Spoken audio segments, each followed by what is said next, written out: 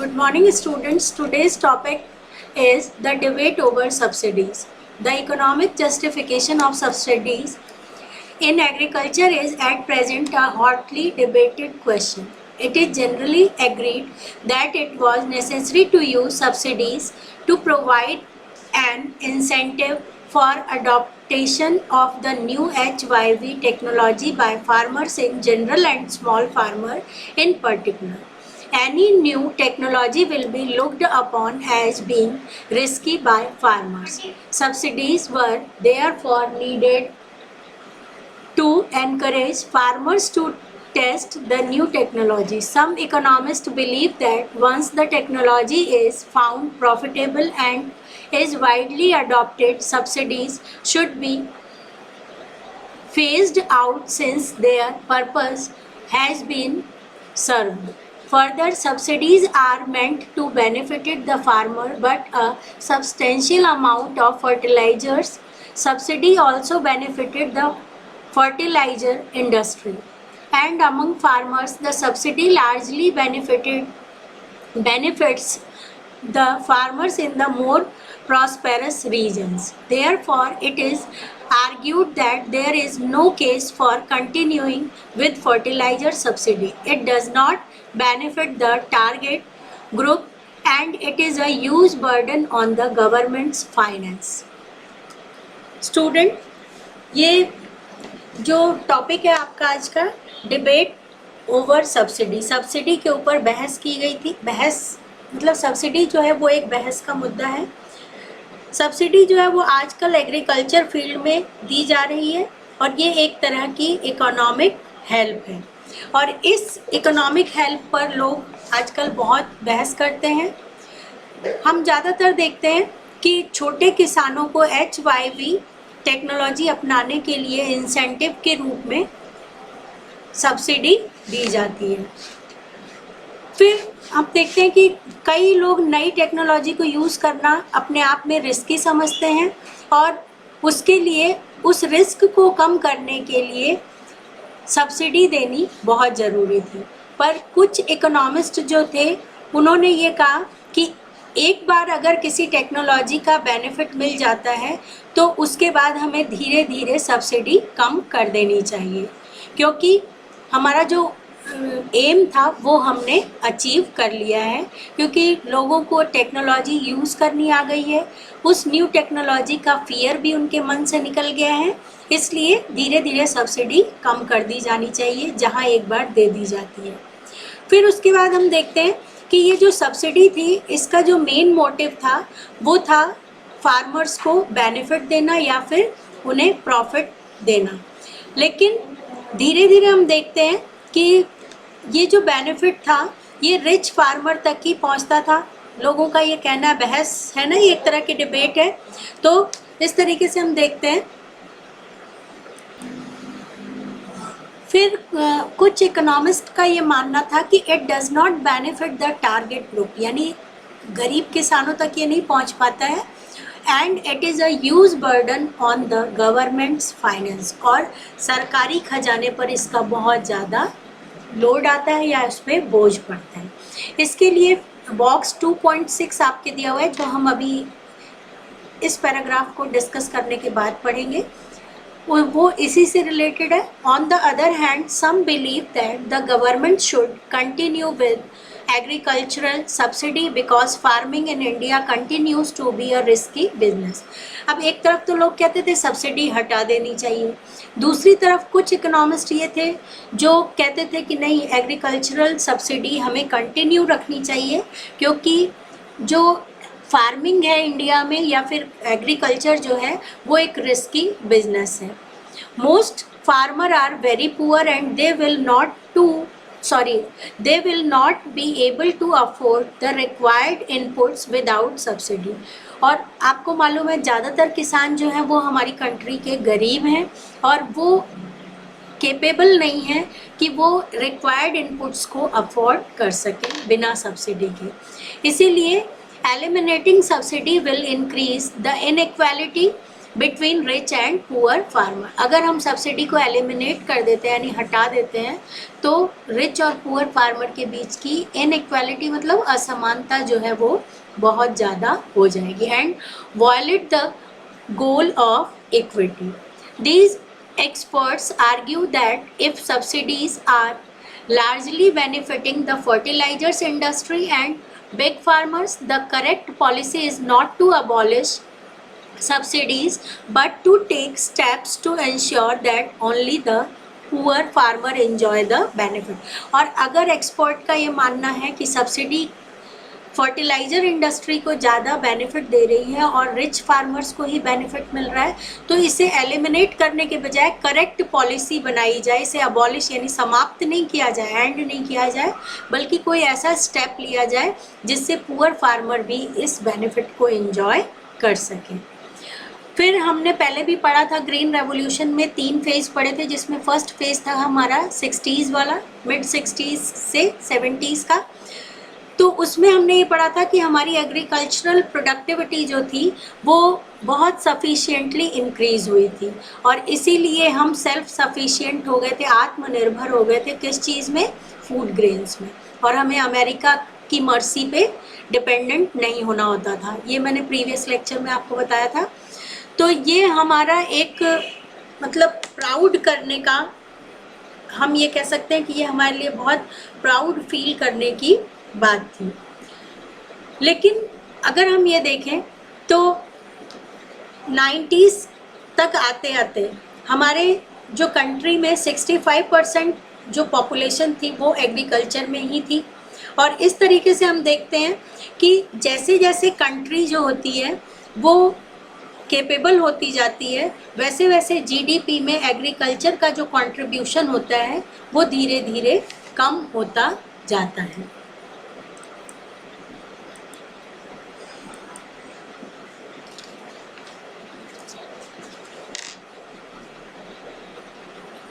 फिर जब a nation becomes more prosperous, the proportion of GDP contributed by agriculture as well as the proportion of population working in the sector declines considerably. In India, between 1950 and 1990, the proportion of GDP contributed by agriculture declined significantly, but not the population depending on it. मतलब हमारी country में 1950 से 1990 के बीच का जो समय था उसमें एग्रीकल्चर का कंट्रीब्यूशन जीडीपी में तो डिक्लाइन हुआ, कम हुआ, लेकिन जो डिपेंडेंसी थी पॉपुलेशन की वो कम नहीं हुई।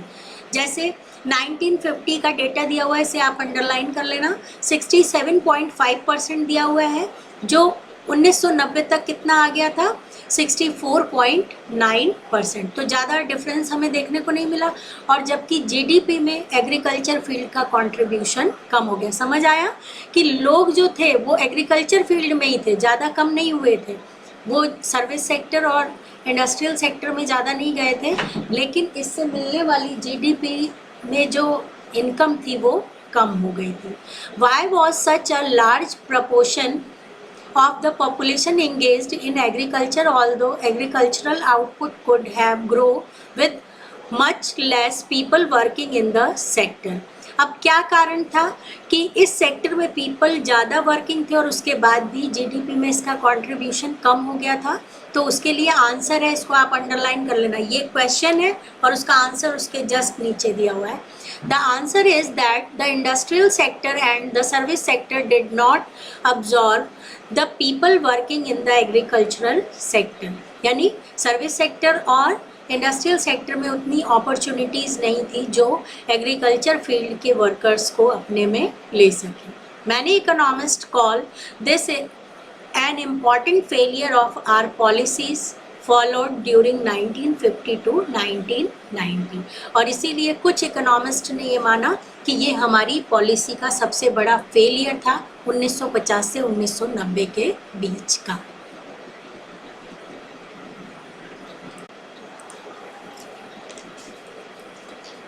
Now I am explaining box 2.6 prices as signals। कीमतें जो हैं वो संकेतक के रूप में होती है। You would have learnt in earlier classes about how prices of goods are determined in the market. It is important to understand that prices are signals about the availability of goods. If a good becomes scarce, its price will rise, and those who use this good will have the incentive to market efficient decisions about its use based on the price. If the price of water goes up because of lower supply, people will have the incentive to use it with greater care. बच्चों, ये जो price होती है वो एक signal के रूप में होती है, और प्रीवियस क्लासेस में 10th में 9th में एसएसटी के अंदर आपने पढ़ा होगा, या एसएसटी में था डिमांड ड्रिवन इन्फ्लेशन और ये प्राइस ड्रिवन, ऐसा था ना आपके। तो ये गुड्स की जो प्राइस होती है वो मार्केट में कैसे डिटरमाइंड होती है, डिमांड के अकॉर्डिंग प्राइस को डिटरमाइन किया जाता है। जिस चीज़ या फिर प्राइस के अकॉर्डिंग भी डिमांड डिटरमाइन होती है, दोनों इंटरडिपेंडेंट होती है। जैसे जैसे प्राइस और डिमांड में क्या होता है, इन्वर्स रिलेशन होता है। वैसे कुछ पैराडॉक्स भी होते हैं, यानी एक्सेप्शन भी होते हैं, लेकिन वैसे प्राइस जिस गुड की ज़्यादा होती है उस गुड को हम बड़े केयरफुली यूज़ करते हैं। तो इसमें ये दे रखा है कि जैसे जैसे प्राइस किसी गुड की बढ़ेगी, हमें ये प्रोत्साहन मिलता है कि हम उस चीज़ को कम यूज़ करें या बड़े संभाल कर यूज़ करें। इसमें आपके वाटर का एग्जाम्पल दे रखा है कि अगर वाटर सप्लाई लो है, अगर मार्केट में किसी चीज़ की सप्लाई कम होगी या अवेलेबिलिटी कम होगी या वो स्केयर्स होंगे, यानी उसकी कमी होगी, तो धीरे धीरे क्या होगा, उसकी प्राइस को बढ़ा दिया जाएगा ताकि मार्केट में बैलेंस किया जा सके, डिमांड और सप्लाई में बैलेंस किया जा सके, इक्वल किया जा सके। उसे इकोनॉमिक्स में इक्विलिब्रियम कहते हैं। तो उस इक्विलिब्रियम को लाने के लिए क्या किया जाता है, प्राइसेस को सिग्नल की तरह यूज़ किया जाता है। But the increase in petrol price reflect greater scarcity and the price rise is a signal that less petrol is available. This provides an incentive to use less petrol or look for alternate fuels. ठीक है, तो simple बात है कि petrol की price बढ़ेगी तो हम गैस सिलेंडर से गाड़ी चलाने लग जाते हैं, ये अल्टरनेट ढूंढ लेते हैं। Some economists point out the subsidies do not allow prices to indicate the supply of good.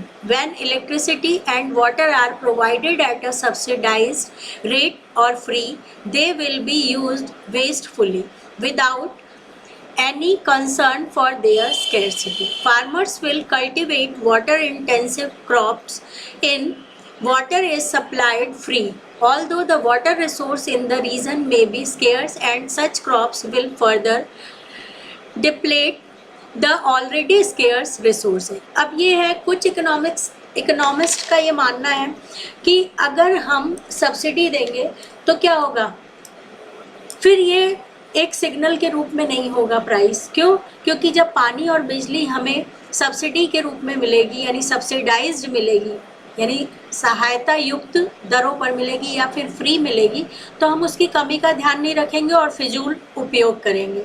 और इसी कारण क्या होगा कि वो जो स्केयर रिसोर्सेज हैं, दुर्लभ संसाधन जिन्हें हम कहते हैं, वो कम होते जाएंगे। और धीरे धीरे क्या होगा कि पानी की कीमत जो होगी, यानी वाटर की जो प्राइस होगी, वो स्कैरसिटी के अकॉर्डिंग हमें करनी चाहिए, क्योंकि पानी जो है जितने पीपल है उसके अकॉर्डिंग कम है। तो फार्मर क्या करेंगे, उसका सही ढंग से सही क्रॉप में उसका यूज़ करेंगे। ऐसे ही जो पेस्टिसाइड वगैरह दिए जाते हैं वो भी हमारे एनवायरनमेंट के लिए बहुत हार्मफुल होते हैं, तो फिजूल में उसके उपयोग को बढ़ावा नहीं मिले। इस दृष्टि से अगर हम देखें तो क्या आप ये सोचते हैं कि फार्मर्स को ये सब्सिडी प्रोवाइड फ्री में की जानी चाहिए, या आपके पॉइंट ऑफ व्यू से सही है? ऐसा क्वेश्चन किया गया इकोनॉमिस्ट द्वारा। तो ये आपके सोचने की बात है कि आप उस चीज़ को कैसे करते हैं।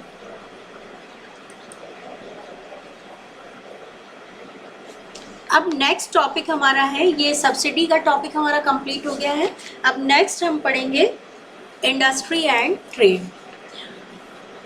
बच्चों सबसे पहले नॉर्मल आपको मैं एक बात बता देती हूँ कि इंडस्ट्री क्या होती है।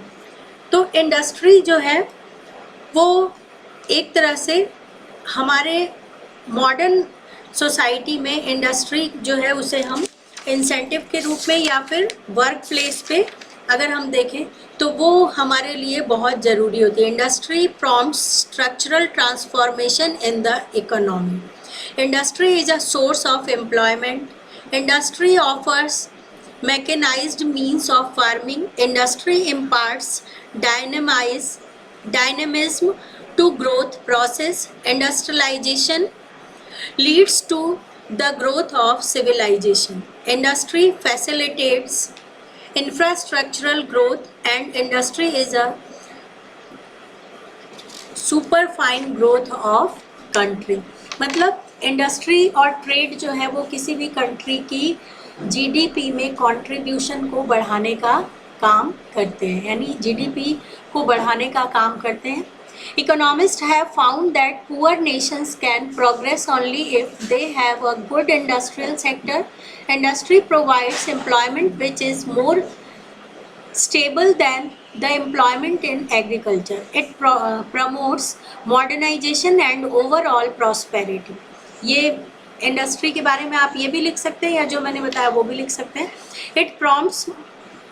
It is for this reason that the 5-year plans placed a lot of emphasis on industrial development. You might have studied in the previous chapter that at the time of independence the variety of industries was very narrow.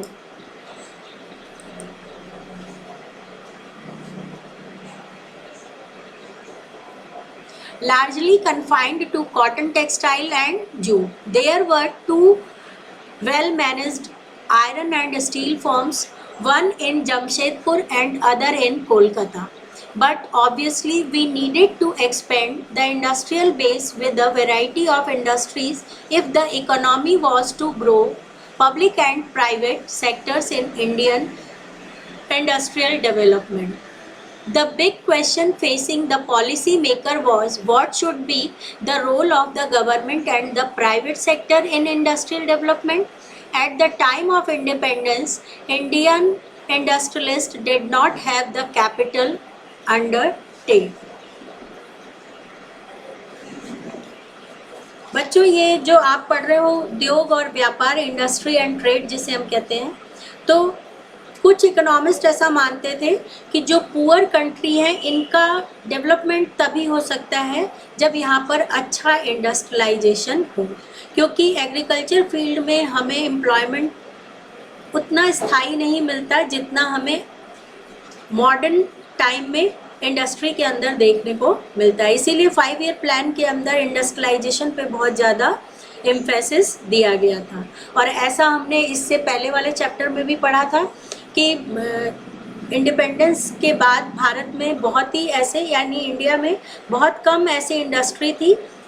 ज़्यादातर industry जो थी वो कैसी थी, cotton industry, jute industry और iron and steel industry, ये कुछ ऐसी अच्छी फर्म थी। आयरन एंड स्टील इंडस्ट्री के जमशेदपुर और कोलकाता के बारे में दिया हुआ है, ये आपने पहले पढ़ लिया था।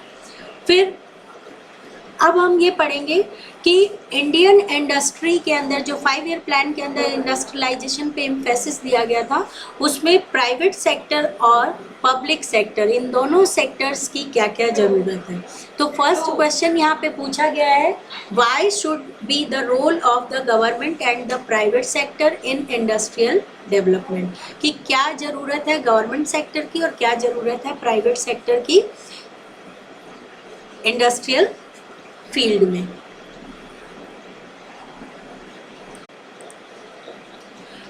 Investment in industrial ventures required for the development of Indian economy, nor was the market big enough to encourage industrialists to undertake major projects even if they had the capital to do so.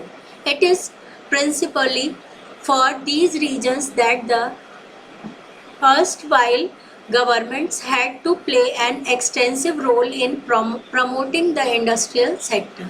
In addition, the decision to develop the Indian economy on socialist lines led to the policy of the government controlling the commanding heights of the economy. As the second 5-year plan put it, this meant that the government would have complete control of those industries that were vital for the economy. The policy of the private sector would have to be complementary to those of the public sector, with the public sector leading the way. Industrial Policy Resolution 1956 IPR 1956, इस policy के बारे में हम बाद में पढ़ेंगे। पहले इन लाइनों को समझ लेते हैं हम कि हमारे जितने भी पॉलिसी मेकर्स थे, उन पॉलिसी मेकर्स के सामने एक क्वेश्चन था कि हमारा जो इंडस्ट्रियल डेवलपमेंट है वो उसमें गवर्नमेंट की और प्राइवेट सेक्टर की क्या भूमिका होनी चाहिए या क्या रोल होना चाहिए। तो जिस समय हमें इंडिपेंडेंस मिली थी उस समय हम देखते हैं कि भारत के जो इंडस्ट्रियलिस्ट थे वो उनके पास इतनी ज़्यादा कैपिटल नहीं थी या पूंजी नहीं थी, फिर इतना बड़ा उनके पास मार्केट भी नहीं था कि वो कोई मतलब ऐसे इंसेंटिव भी उनको नहीं मिल रहा था कि वो कोई बड़ा प्रोजेक्ट शुरू कर सके। तो इसलिए ऐसी इन कारणों से उस समय क्या थी कि गवर्नमेंट को ही ये इम्पॉर्टेंट रोल प्ले करना पड़ा। ये लाइन जो है ना, this meant that the government would have complete control of those industries that were vital for the economy।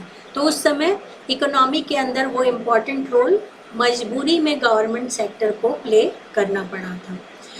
इसके अलावा इंडियन इकोनॉमी में हम देखते हैं कि सोशलिज्म जो था उसको सेकेंड 5-year प्लान तक बनाए रखने का डिसीजन लिया गया था। पहले भी हमने पंडित नेहरू के बारे में फर्स्ट चैप्टर में पढ़ा था।